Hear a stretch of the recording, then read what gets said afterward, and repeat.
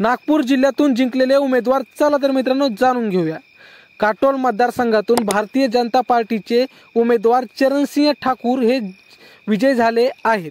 यांना मिळालेली एकूण मते 1,04,338 इतकी आहेत। सावनेर मतदारसंघातून भारतीय जनता पार्टीचे आशिष देशमुख हे विजय झाले। यांना मिळालेली एकूण मते 1,19,725 इतकी आहेत।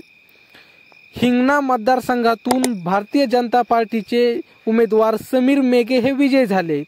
यांना मिळालेली एकूण मते 1,60,206 इतकी आहेत। उमरेड मतदारसंघातून काँग्रेस या पक्षाचे उमेदवार संजय मेश्राम हे विजय झाले।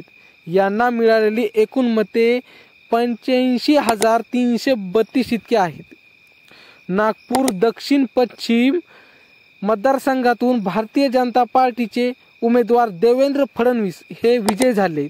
यांना मिळालेली एकूण मते 1,29,401 इतकी आहेत।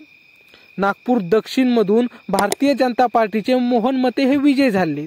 यांना मिळालेली एकूण मते 1,17,526 इतकी आहेत।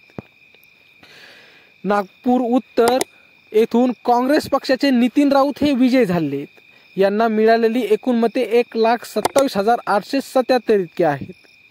नागपूर पश्चिम मतदारसंघातून काँग्रेसचे विकास ठाकरे हे विजय झाले। यांना मिळालेली एकूण मते 1,04,144 इतके आहेत। नागपूर पूर्व मधून मतदारसंघातून भारतीय जनता पार्टीचे कृष्णा खोपडे हे विजय झाले। यांना मिळालेली एकूण मते 1,63,390 इतके आहेत।